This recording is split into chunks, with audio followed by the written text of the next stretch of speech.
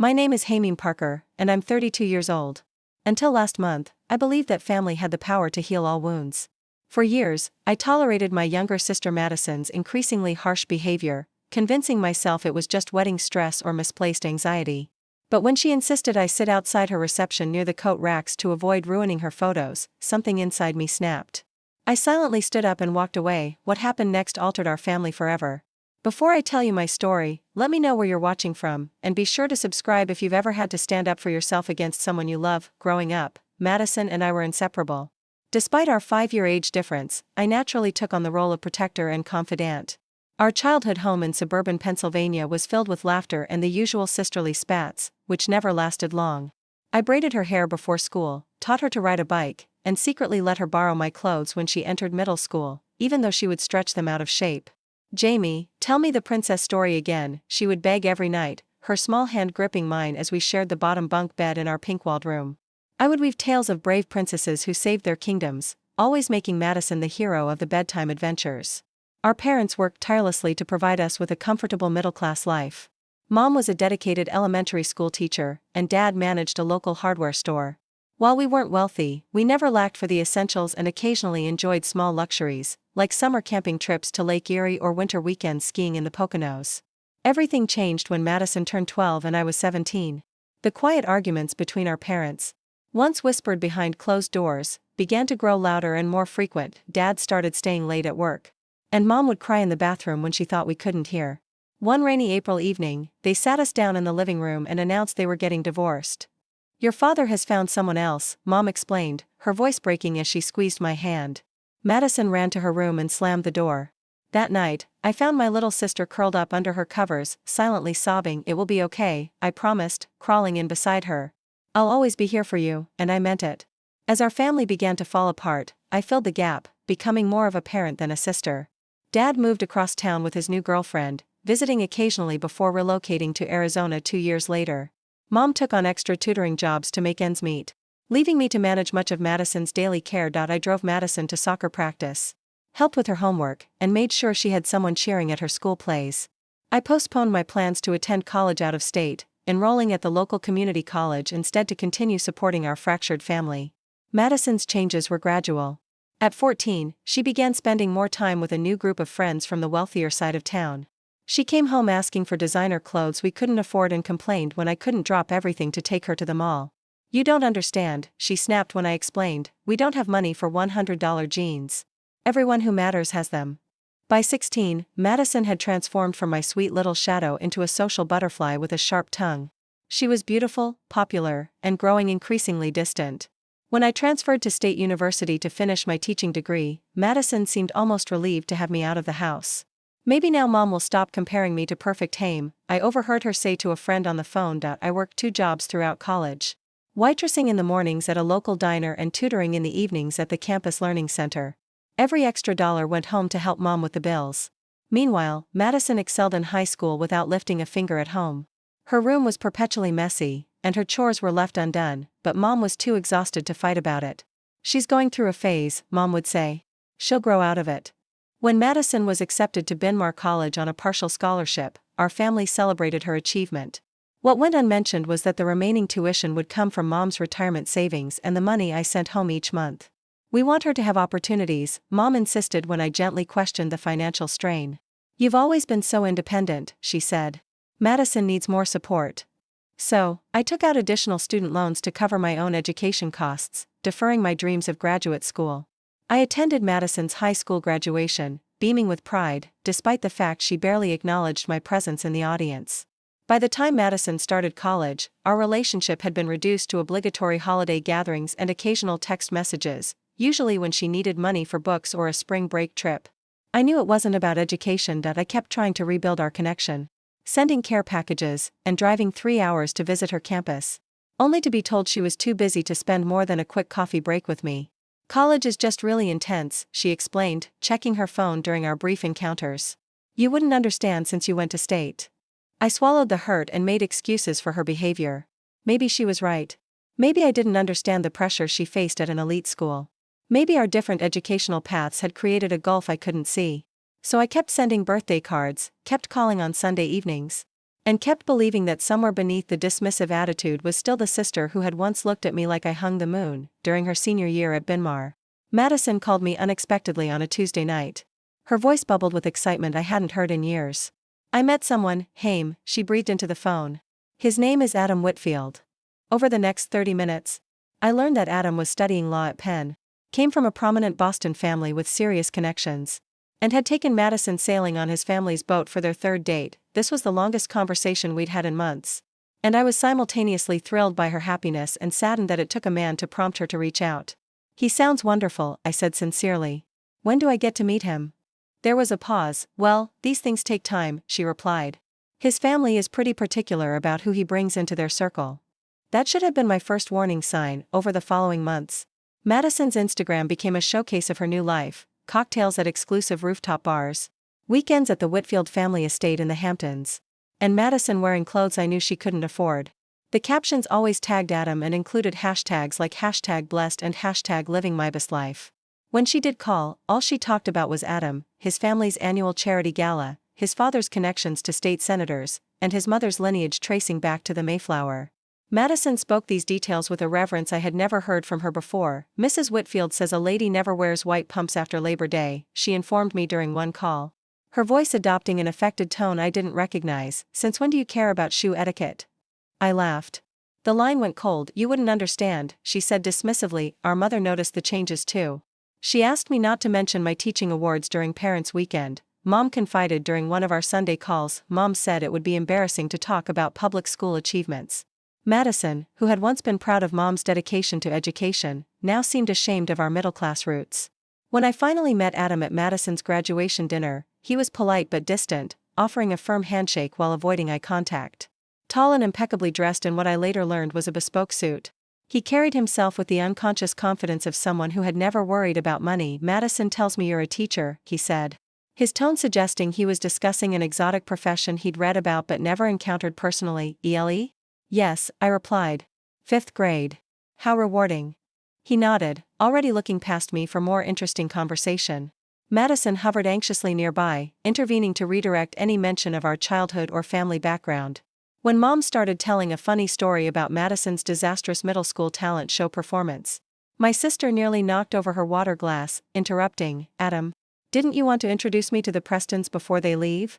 She asked breathlessly, pulling him away. Later that evening, I helped Madison carry gifts to her apartment while Adam pulled the car around. He seems nice, I offered cautiously. Madison beamed. His family is incredible, Haim. They spend summers on Martha's Vineyard and know the governor personally. Can you imagine? But do you love him? I asked. Her expression shifted, a flicker of irritation crossing her face. Of course I do, and he's going to give me the life I deserve. 3 months later, Madison called, screaming with excitement. Adam had proposed with a diamond ring that cost more than my annual teaching salary. The wedding was set for the following June at Hawthorne Hill, a historic mansion outside Philadelphia that typically booked 3 years in advance. Adam's parents were friends with the owners, Madison explained.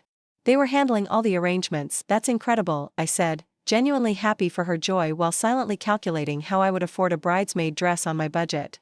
How can I help? Actually, Madison hesitated. Adam's mother has a very specific vision for the wedding. Her event planner is handling everything. I see, I said, trying to mask my disappointment. I had always imagined helping my sister plan her wedding, shopping for dresses together, choosing flowers. But I'll be a bridesmaid, right? Another pause. Of course, she finally said, though something in her tone made me wonder if the question had caught her off guard. But Carolyn, Adam's sister, will be my maid of honor. Family politics, you understand? I didn't, but I nodded as though I did, forgetting she couldn't see me through the phone.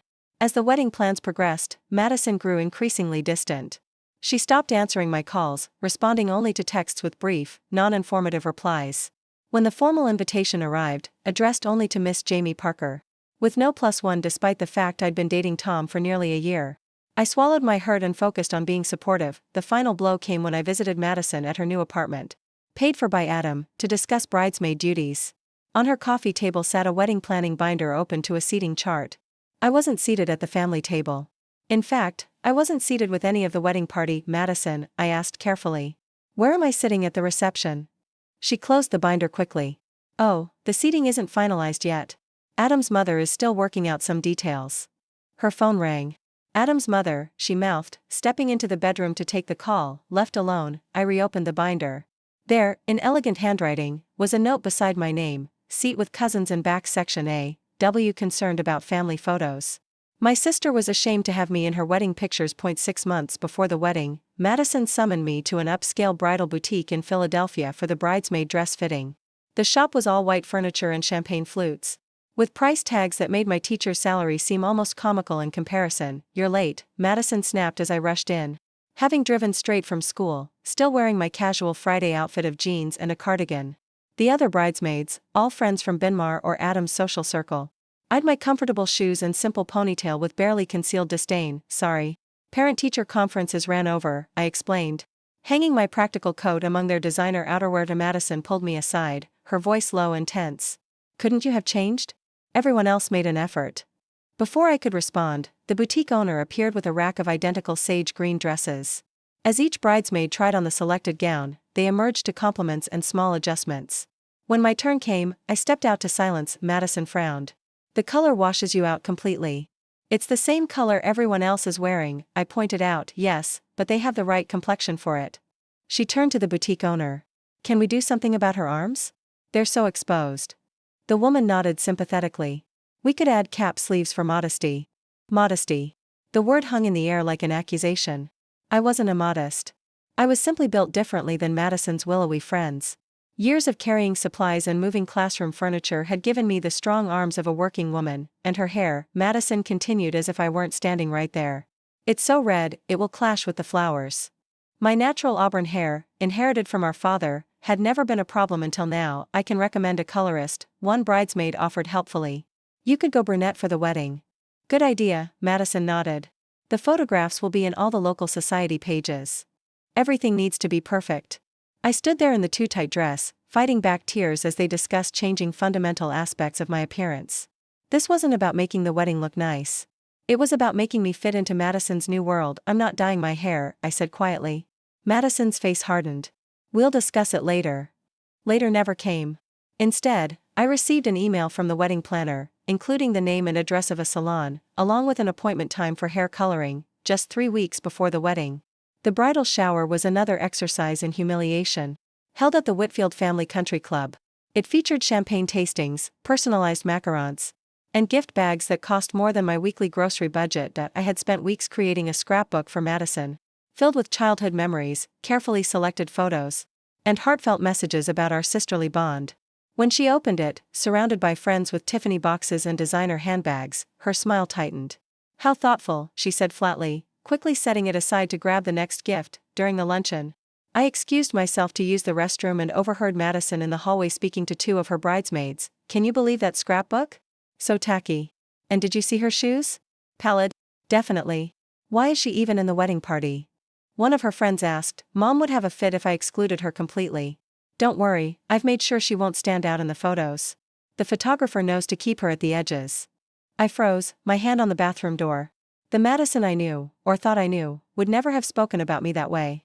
Despite the hurt, I still organized her bachelorette weekend, carefully planning activities within my budget while trying to meet the expectations of her wealthy friends.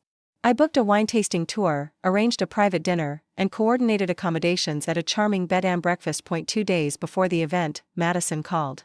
"We need to change the plans," she announced. "Brittany's father offered his jet to take us to Miami instead." "Everyone's already packed." "Miami?" I echoed, already calculating the additional costs this would entail. "I can't afford it." "It's all covered," Madison interrupted. "Just bring spending money for extras." "You could have consulted me," I said, trying to keep the hurt out of my voice. "I've been planning this for months." "Well, this is better," she said dismissively. "Your plan was a bit provincial." I went on the Miami trip, watching as Madison and her friends ordered $100 cocktails and treated the service staff with casual disdain. This new Madison moved through luxury spaces as if born to them, adopting the entitled attitude of her future in-laws. When I couldn't afford to join them for a last-minute yacht excursion, Madison barely noticed my absence. Our mother tried to bridge the growing divide between us by inviting Madison and me to lunch a month before the wedding. "Your sister is under a lot of pressure," Mom explained after Madison canceled at the last minute. "The Whitfields have very high expectations, and that excuses how she's treating us?" I asked, pushing my salad around my plate. Mom sighed. "No, but understanding might help." She's trying to fit into a world very different from how we raised you both. By pretending we don't exist, she'll find her way back to herself, Mom said. Though her eyes reflected my own doubts, the wedding rehearsal dinner, hosted at an exclusive downtown restaurant, became the breaking point. As we practiced the procession, Madison pulled me aside. "Remember to stand at a slight angle in the lineup," she instructed, "and try not to smile too widely in the photos. Your tooth gap shows." I had never been self-conscious about the small space between my front teeth before. My students thought it was charming. During dinner, I was seated at a table far from the main party with distant relatives of the Whitfields, who spoke around me rather than to me. I watched as Madison charmed Adam's family. Her laugh, a pitch higher than normal, her gestures more refined. When Adam's mother mentioned their family's annual Charity Foundation gala, Madison nodded knowingly. "My family has always prioritized giving back, too," she said smoothly. "We believe privilege comes with responsibility. Our family had indeed taught us about helping others, but through volunteer work at soup kitchens and clothing drives, not black tie fundraisers." Madison was rewriting our history to fit her new narrative. After dinner, I overheard Adam's father questioning Madison about her background. "Your sister seems different from you," he remarked. Eyebrow raised, Madison laughed lightly. "Jamie took after our father's side. Very salt of the earth," she said, as if offering an apology.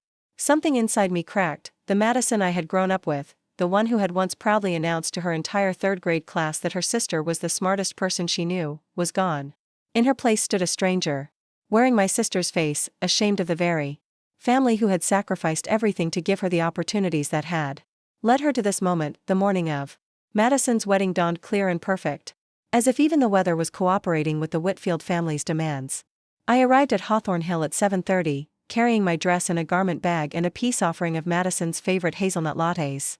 The historic mansion was already buzzing with activity, florists arranging elaborate displays of white roses and hydrangeas, lighting technicians adjusting the outdoor string lights, and caterers wheeling in carts of champagne. Everything screamed tasteful extravagance. I found the bridal suite on the second floor, where Madison sat surrounded by her bridesmaids and a team of beauty professionals. Her face lit up when she saw the coffee, a brief flash of my real sister before her expression settled back into the mask of the bride-to-be of the Whitfield heir. "You're late," she said, checking the diamond-studded watch Adam had given her as an engagement present. "Hair and makeup started 30 minutes ago. Traffic was backed up on the expressway," I explained, handing her the latte. "But I'm here now." The makeup artist assigned to me worked quickly, barely consulting me on the look she was creating. When I caught my reflection, I hardly recognized myself beneath the heavy foundation and smoky eyeshadow, much more dramatic than what the other bridesmaids received. "Is this necessary?" I asked, touching my concealed freckles. "Madison requested this specific look for you," the makeup artist replied, not meeting my eyes. "Something about balancing the photos." Madison flitted around the room in her silk robe, micromanaging every detail and growing increasingly tense as minor issues arose. When her veil arrived with a small snag in the lace, she burst into tears. "Everything's ruined," she sobbed dramatically. I stepped in, using a small sewing kit from my purse to repair the delicate fabric. "There," I said, holding up the fixed veil. "Good as new." Madison snatched it from my hands without a thank you. Our mother arrived mid-morning, elegant in a navy blue dress we had chosen together to complement her silver hair. When she tried to embrace Madison, my sister stepped back quickly. "The makeup, Mom," she said. "And you'll wrinkle the robe." I watched Mom's face fall before she composed herself. "You look beautiful, sweetheart." "Whitfield. Beautiful?" Madison asked anxiously. "Just beautiful," Mom replied, her voice tinged with sadness at the question. As the ceremony approached, Madison grew more agitated, snapping at everyone around her. When a bridesmaid accidentally stepped on the train of her dress during photos, Madison hissed, "If you've ruined it, you're paying for it." It's Vera Wang. I barely recognized this version of my sister. Cold, materialistic, obsessed with appearances. The ceremony itself was picture perfect. Madison floated down the aisle on our tearful mother's arm. Our father had declined the invitation, unable to afford the cross-country flight. She and Adam exchanged vows beneath an arch of white roses, promising to love and cherish each other in front of 300 guests, most of whom I'd never met, standing slightly angled as instructed. I watched my little sister marry into the life she thought she deserved, feeling a complex mix of happiness for her dream fulfilled and grief for the relationship we had lost. At the cocktail hour following the ceremony, I found myself isolated. Madison was too busy with Adam's family connections to introduce me to anyone. When I approached her near the champagne fountain, she barely acknowledged my presence before being whisked away by Adam's mother to meet a state senator. As guests moved from the cocktail hour to the reception in the grand ballroom, I searched for my name on the seating chart, scanning the elegant calligraphy once, then twice.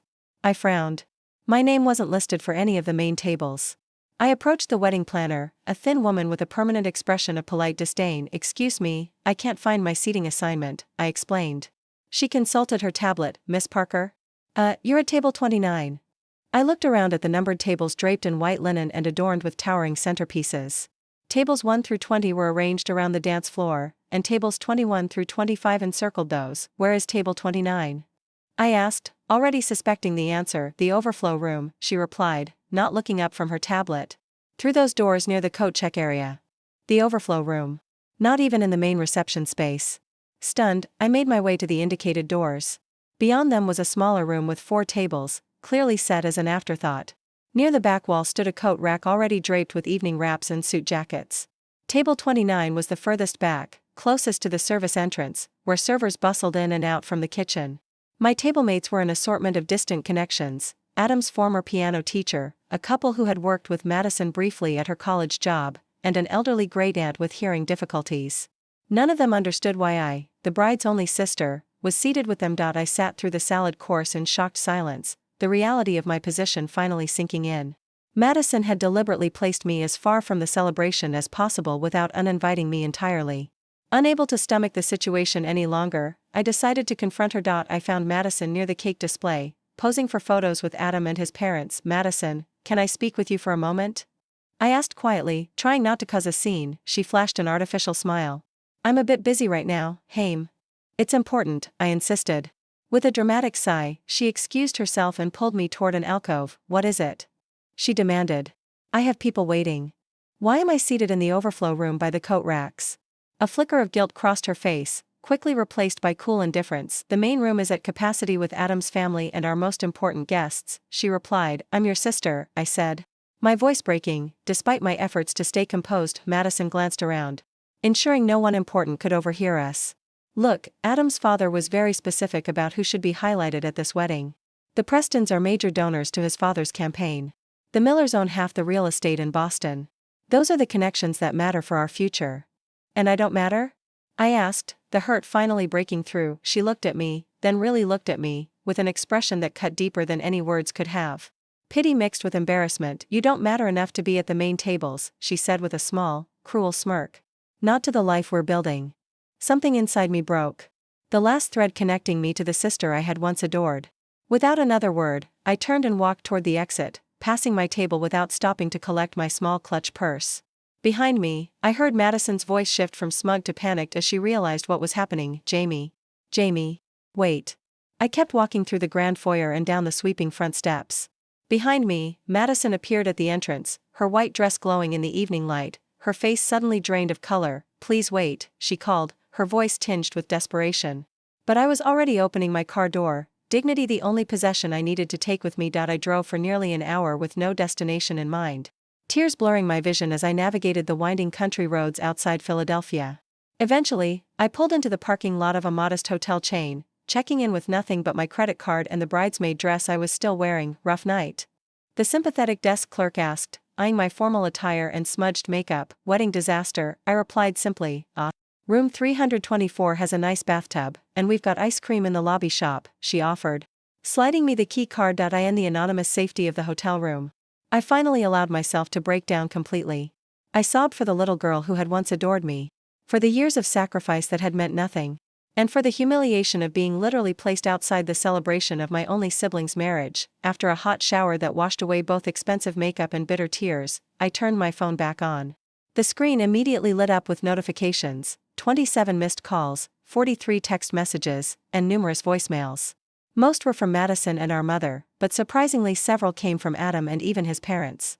I ignored them all, ordering room service and falling into an exhausted sleep. Still wearing the hotel bathrobe, morning brought no clarity. But it did bring a persistent knocking at my door. Through the peephole, I saw my mother's worried face. "How did you find me?" I asked as I opened the door. "Find my iPhone," she admitted, stepping inside. "You forgot to turn it off." Mom looked as exhausted as I felt, still wearing her formal dress from the night before. Her carefully styled hair now fell in loose strands around her face. "What happened after I left?" I asked, bracing myself. Mom sat heavily on the edge of the bed. "Chaos," she said simply. "Madison had some kind of meltdown. She started screaming that everything was ruined, that you'd embarrassed her in front of Adam's family. I embarrassed her? I echoed incredulously. Then Adam asked what had happened, why you left so suddenly. When Madison explained about the seating arrangement, he seemed troubled. He didn't know. Mom shook her head. Apparently not. He asked why his sister would be seated outside while college acquaintances got prime tables.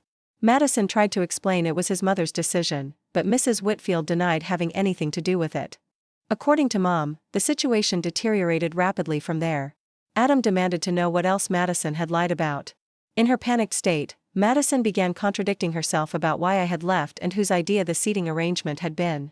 Adam pulled his parents aside, and there was some kind of heated discussion. When they returned, Mrs. Whitfield asked Madison point-blank about our family background. I winced, imagining the scene. Madison admitted she'd been embellishing certain details, claiming Dad was a successful business owner rather than a hardware store manager, saying I had retired early from a prestigious private academy rather than still teaching public elementary school. Why would she do that? I whispered, though I already knew the answer. She was ashamed of us, Mom said, her eyes filling with tears. Of where she came from. The reception continued in a strained atmosphere, with Adam and Madison barely speaking. The traditional first dance was performed mechanically, both of their smiles fixed and false. Then, as the cake cutting approached, Adam's father announced that the couple would be postponing their planned honeymoon to Bora Bora. He said they needed time to reevaluate certain fundamentals before continuing with their marriage celebration, Mom explained. Madison collapsed in tears. Adam just stood there, looking disappointed. Madison had called me 17 times throughout the night, leaving increasingly desperate voicemails. The first few were angry accusations. I had ruined her wedding, embarrassed her in front of important people, made a scene by leaving. By the fourth call, she had shifted to tearful pleas, begging me to return her calls, saying that Adam was threatening to annul the marriage before it had even begun. The most disturbing message came at 3 o'clock in the morning. Madison's voice was slurred and broken. If he leaves me, I have nothing left, she sobbed. Nothing and no one. I'll just end it all. Mom had spent the night at Madison and Adam's apartment, afraid to leave her alone in such a state. Adam went to his parents' house, she explained. He said he needed space to think about whether their relationship was built on lies. I felt a complex swirl of emotions. Vindication that Madison's deception had been exposed, but also lingering concern for the sister I had protected my entire life. What happens now? I asked. I don't know, Mom admitted. Adam's family is furious. Not about our background, they claim, but about Madison's dishonesty. They're questioning everything about her character. Over the next few days, the fallout continued to spread. Adam temporarily moved back to his parents' home, leaving Madison alternating between hysterical crying and bitter blame. Most of it was directed at me for walking out and exposing her. If you had just stayed in your place like you were supposed to, none of this would have happened, she spat during a brief, hostile phone call. You always have to make everything about you. The irony of her accusation wasn't lost on me. Adam's parents demanded a meeting with our mother, ostensibly to understand the situation better. They weren't unkind, Mom reported afterward, but they were coldly analytical in their assessment. Mrs. Whitfield said they had always questioned why Madison seemed reluctant to discuss her background. We suspected something was off, Mom told me during our daily check-in call. But never imagined she was fabricating an entire family history. The Whitfields, for all their wealth and privilege, claimed to value honesty above social status. Adam had been raised to believe character mattered more than pedigree. Madison's deliberate deception and her cruel treatment of her own family violated their core values. They're not snobs in the way Madison thought, Mom said wearily. They're just a different kind of elitist. A week after the wedding, Madison showed up at my apartment, unannounced, mascara streaking down her pale face. Adam won't return my calls, she said, pushing past me into the living room. His mother suggested we seek an annulment. I'm sorry, I said, and meant it despite everything. No, you're not, Madison snapped. You're happy my life is falling apart. You've always been jealous of me. The accusation was so absurd, I almost laughed. Jealous? Madison. I've spent my entire adult life supporting you, cheering for you, making sacrifices so you could have opportunities, and you've held it over my head every chance you got, she shouted. Poor Saint Haim, always doing the right thing while reminding everyone how hard it is. Her words revealed a perspective so twisted I barely recognized our shared history in it. In Madison's narrative, my support had been a form of control, my sacrifices merely guilt trips. That's not true, I said quietly. I loved you. I wanted you to succeed. If Adam leaves me, I'll have nothing, she said, her voice breaking. Do you understand? I built my entire future around him, around the Whitfields. looking at my sister, designer clothes hanging off her too thin frame, her eyes wild with panic. I realized she had constructed her identity entirely around being Adam's wife, a Whitfield by marriage. Without that anchor, she was adrift, unsure of who she was supposed to be. You had a family before, Madison, I reminded her. You had me and Mom. You chose to throw that away. What good are you to me now? She demanded bitterly. Can you fix this? She asked. Can you make Adam's family forget what happened? She didn't stay long after that, storming out when I suggested she might benefit from therapy to address the underlying issues that had led her to reject her true self. The Madison who left my apartment that day was a stranger wearing my sister's face, desperate, calculating, and completely lost. For a full week after Madison's visit, I wrestled with conflicting emotions, hurt, anger, and lingering concern for the sister who seemed determined to self-destruct. Though she had treated me terribly, I couldn't simply turn off 27 years of love and protective instincts. After much reflection, I made a difficult decision. I would try once more to help Madison, not by enabling her lies or accepting her mistreatment, but by speaking the truth that might ultimately save her marriage and help her find herself again. I reached out to Adam directly, asking to meet him for coffee at a neutral location. To my surprise, he agreed. The upscale cafe near his law office felt worlds away from my usual haunts. Adam arrived precisely on time, dressed in a tailored suit that probably cost more than my monthly rent. Despite his polished appearance, the shadows under his eyes revealed his own struggle with recent events. Thank you for meeting me, I said as we settled at a corner table with our drinks. Adam nodded stiffly. I was curious what you wanted to say. First, I want you to know that the Madison you've seen recently, the one who lied about her background and treated her family like an embarrassment, that's not who she's always been. I pulled out my phone and showed him pictures of the real Madison, laughing with me and Mom on our budget camping trips, proudly displaying her homemade science fair project, volunteering at the animal shelter during high school. This is the Madison I grew up with, I explained. Kind, genuine, grounded. Somewhere along the way, she got the message that who she was wasn't good enough. Adam's expression softened slightly. She never needed to lie. My family doesn't care that she came from a middle-class background. I believe you, I said. But Madison convinced herself otherwise. She created this elaborate fiction because she thought it was the only way to be accepted in your world. By rejecting her own family? Adam asked, his tone sharpening. I'm not excusing what she did, I clarified quickly. It was cruel and wrong. But I think Madison is lost right now, trying to be someone she's not because she's terrified of rejection. Adam studied his coffee cup thoughtfully. My parents value authenticity. The dishonesty concerns them more than her background ever would have. Would you be willing to talk to her again? Not to reconcile immediately, but to help her understand that. He hesitated. I don't know if I can trust her anymore. That's fair, I acknowledged. Trust needs to be rebuilt. But I think Madison deserves one chance to find her way back to her authentic self, with appropriate boundaries and consequences. After our conversation, Adam agreed to participate in a meeting with Madison, both sets of parents, and me. I arranged for us to gather at a private room in a restaurant equidistant from all our homes, a neutral territory where everyone might feel comfortable speaking honestly. Madison arrived looking simultaneously hopeful and terrified. When she saw me, her expression flashed briefly with anger before settling into weary confusion. What are you doing here? She whispered as we waited for the others. Trying to help, I replied simply. The conversation that followed was one of the most difficult of my life. Adam's parents spoke first, expressing their disappointment, not in Madison's background, but in her dishonesty. Their words were measured but firm. They had welcomed her into their family, believing she was authentic, only to discover she had been playing a role. Character matters to us more than pedigree, Mrs. Whitfield stated clearly. Had you been truthful from the beginning, we would have embraced your family without hesitation. Madison sat rigid in her chair, tears streaming silently down her face. When it was my turn to speak, I took a deep breath and faced my sister directly. Madison, I love you, I began. I have loved you since the day Mom brought you home from the hospital, but I cannot and will not continue to be treated as an embarrassment or an inconvenience in your life. I outlined the pattern of her behavior, the increasing dismissal, the casual cruelty, the deliberate exclusion, and how it had culminated in the wedding seating disaster. I didn't speak with anger, just calm clarity about the boundaries I needed going forward. I'm willing to work on rebuilding our relationship, I concluded. But only if you're ready to see me as I am. A teacher, not a socialite. Someone who wears Target clothes instead of designer labels. Your sister, who has always been in your corner, even when you pushed me away. Madison finally spoke. Her voice was barely audible. I don't know who I am anymore, she admitted. I've been playing this role for so long, I'm not sure what's real and what's not. It was the first honest thing I'd heard her say in years. Adam's father surprised everyone by speaking next. "When I met my wife," he said, gesturing to Mrs. Whitfield, "I was a scholarship student at law school. My father was a mail carrier. I worked evenings as a janitor to pay my rent." Madison's head snapped up, her eyes wide with shock. "Our family's wealth came later," he continued. "The values that built it, honesty, hard work, integrity, those came from my modest upbringing. One by one, we established a framework for moving forward."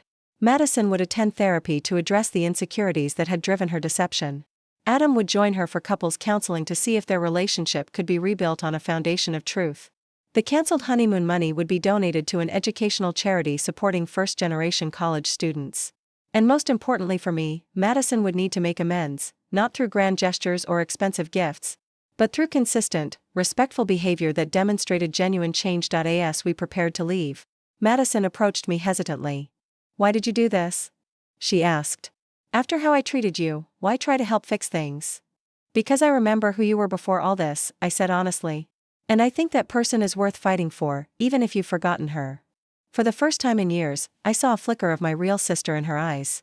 Vulnerable, genuine, and finally aware of the damage she had caused. "I don't deserve a second chance," she whispered.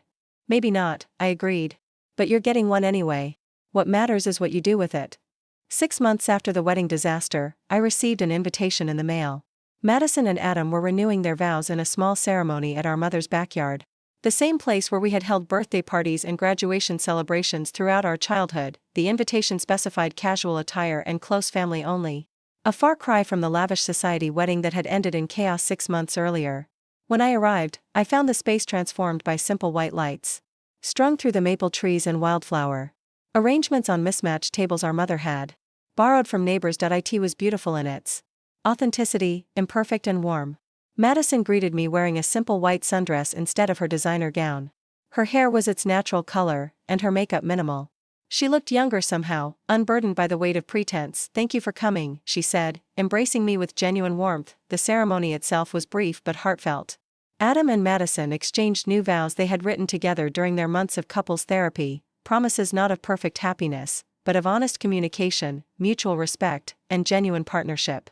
I stood beside Madison as her maid of honor. A position I held not because of obligation, but because she had earned back the right to ask me through months of difficult, consistent work on herself and our relationship. During the reception, a potluck dinner where Adam's parents happily ate my mother's famous lasagna, Madison clinked her glass for everyone's attention. Her hands trembled slightly as she stood. "I want to say something to my sister," she began, her voice steady despite her obvious nervousness. "Haim, 6 months ago, I treated you unforgivably because I was ashamed of who I was and where I came from. I tried to erase our shared history because it didn't fit the false narrative I had created." She paused, blinking back tears. "But you refused to let me disappear into that lie. When everyone would have understood if you walked away forever, you instead showed me what real strength and integrity look like. You stood up for yourself by setting boundaries. But you never stopped believing I could find my way back." Across the table, Adam reached for her hand supportively. "I'm still in therapy," Madison continued with a small self-deprecating laugh. "Still working through the insecurities that made me think I needed to be someone else to be worthy of love. But I'm finding my way back to the person you always saw in me. Someone who doesn't need designer labels or social connections to have value." The journey back to a healthy relationship with Madison wasn't instantaneous or perfect. There were setbacks, difficult conversations, and moments when old patterns threatened to re-emerge. But with each month that passed, I saw more glimpses of my true sister returning. For my part, I had to heal too. The hurt of being treated as an embarrassment by the person I had sacrificed so much for cut deep. I found my own therapist, joined a support group for family estrangement, and built a stronger network of friends who valued me exactly as I was. I learned to set and maintain boundaries, a skill I'd never developed in my rush to always be the supportive big sister. I discovered that saying no didn't make me selfish, and that protecting my own dignity wasn't a betrayal of family loyalty. Madison and Adam eventually moved to a modest home in a mixed-income neighborhood, far from the mansion his parents had offered them as a wedding gift. Adam left his father's prestigious law firm to work for a nonprofit providing legal services to low-income families. Madison found purpose volunteering at a community center, teaching art to children, and later pursuing a master's degree in art therapy. "I'm finally doing something that feels like me," she told me during one of our newly established monthly sister dinners. "Not what someone else expects me to be." The painful experience taught me that sometimes walking away isn't abandonment. It's the only way to preserve your self-worth and ultimately save a relationship worth saving. Had I continued to accept Madison's treatment, enabling her worst behavior, neither of us would have grown.